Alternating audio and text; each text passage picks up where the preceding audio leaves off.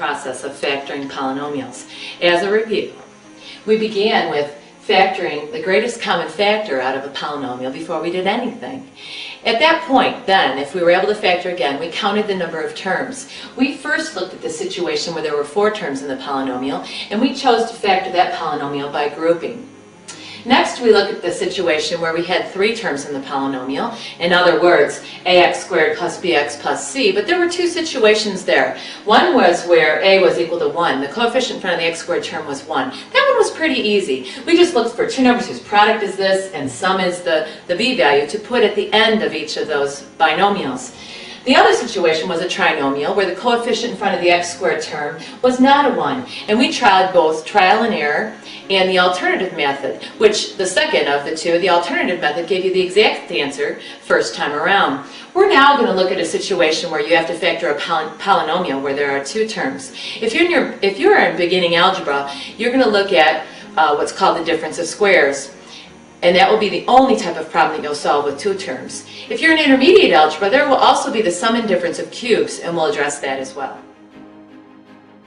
Taking you back to previous chapters, let's just look at foiling some special binomials. They're called the sum and difference of like terms. I have 2 examples on the board. The first one, a binomial x minus 2. The second binomial x plus 2. Please notice that the first terms are alike, and so are the second terms, but one is separated by a minus sign, and one is separated by a plus sign. It's called the sum and difference of like terms. When we FOIL these 2 binomials, the first term is x squared. The outer is a 2x, and the inner in this special case is a minus 2x, and as you may recall from the previous chapter, those terms will combine to be 0. The last term, a minus 2 times a positive 2, is a minus 4. And what we're left with here, when we combine these like terms to be 0, is just a polynomial in 2 terms. We call it the difference of squares, and we'll explain that a little bit, but it just means that if I took the variable x and squared it, I got x squared. If I take the number 2 and square it, I get 4. This is what we're going to look at factoring next. Likewise, look at these 2 binomials. They're almost exactly alike. One's got a minus sign, one's got a plus sign. When I FOIL this, my first terms give me 4x squared, then a positive 10x, and a minus 10x. Those will add to be 0. And finally, a minus 5 times a positive 25 is positive 5 is a minus 25. I'm left with here a first term called the perfect square, 4x squared. The middle terms add to be nothing, and then a minus, in this case, 25. Again, these are called the difference, because of the minus sign in between, of squares, perfect squares. And we're going to factor these binomials, polynomials in 2 terms that I've mentioned, into the product of 2 binomials like these. If I were to ask you to factor the binomial or a polynomial in 2 terms, x squared minus 36, you must recognize that this is factorable into the product of 2 binomials, and that is because it's the difference of squares. There must be a minus sign between these 2 terms, and you should expect that you can factor it into the product of 2 binomials, where the first term must be an x in each, because that product will give us x squared, and the next term in each of these binomials will be exactly alike. It will be the square root of 36, which is 6, because I want those 2 numbers to multiply to be 36. I'll put a plus sign in one of these, a minus sign in the other. It doesn't matter which order you write this in. You can write it as x minus 6 times x plus 6, and you have the same thing. It's the commutative property of multiplication. So when you see a problem like similar to this, x squared minus 9, you just need to think to open 2 sets of parentheses, an x in the front of each. The square root of 9 is 3. Put those in each of those spots. Put a plus sign in one, a minus sign in the other. Don't care which direction you do that, and you factored what's called the difference of squares. Another example. If you had 9x squared minus 25, similar to these 2, except for now I put a coefficient in front of the x squared term, you just need to ask yourself, what's the square root of 9? And that's 3. So I need a 3x in the front of each of these binomials. The square root of 25 is 5, so I need a 5 in the back of each. A plus sign in one, a minus sign in the other. That will guarantee, if I were going to check this, 3x times 3x is 9x squared. Again, I'm just going to think about the full check. Here's a minus 15x and a plus 15x. Those are going to add to be 0. And a positive 5 times a minus 5 is that minus 25. Factoring the difference of squares is a fairly easy problem. It's one that we all do quite well. involving differences of squares. Just wanting to throw a couple of variables in here. I have w squared minus 49z squared. So in the front of each of these sets of parentheses, I need a w because I want their product to be w squared. The square root of 49 is 7. Not only will I need just a 7, I will need a 7z in the back of each of these terms because 7z times 7z is 49z squared, a plus in one and a minus in the other. I'm done. And this one, don't be thrown if the variable is second. The square root of 81 is 9. I'll put that in the front of each. I need a y term in the back of each because their product is y squared. A plus sign in the one, a minus sign in the other, and I'm all set. Again, remember either of these could be written backwards. You could have written this one as 9 minus y times 9 plus y as well. Likewise for this one. As has been in the past, this polynomial has two terms with the minus sign in between, but it doesn't appear to be the difference of squares. So what you have to be on guard for is a problem that's asking you to take out the greatest common factor first. The greatest common factor of each of these two terms is a 6. I need to factor that out first. And in doing that, I'll have 6 times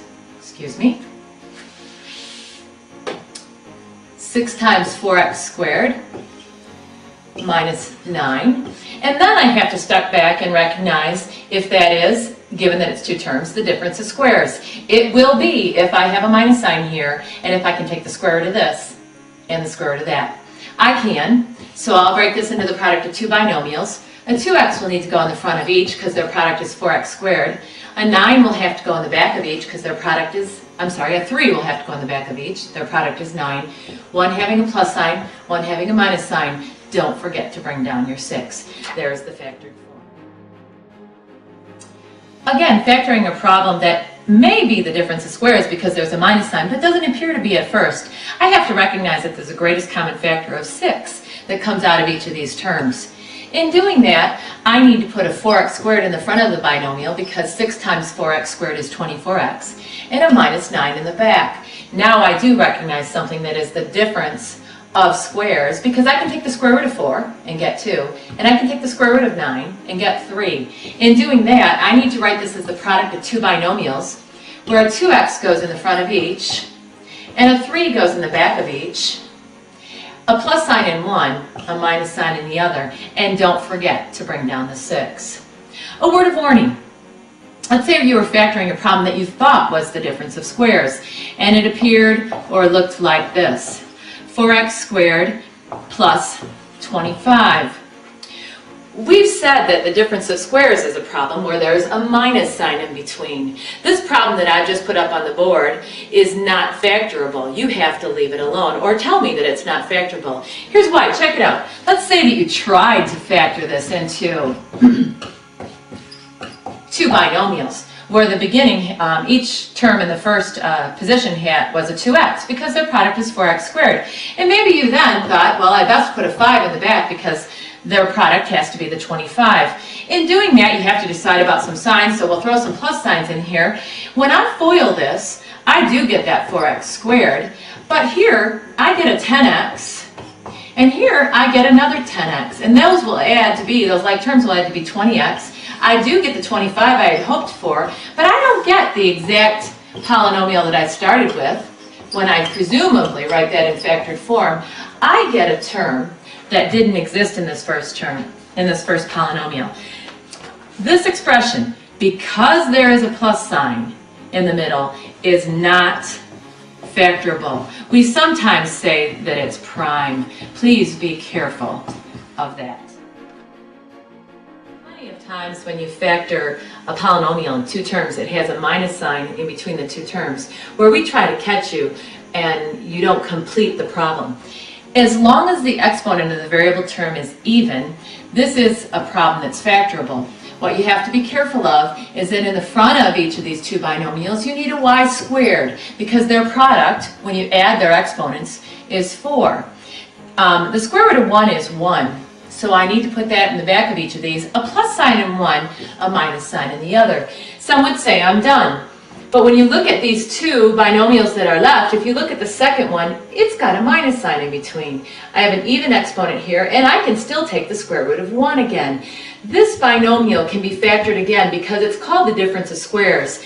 And I'll factor that into, again, put the y's in the front of each, a 1 in the back of each, plus and minus, because if I FOIL that back out, I'd lose those middle terms and I'd have y squared minus 1.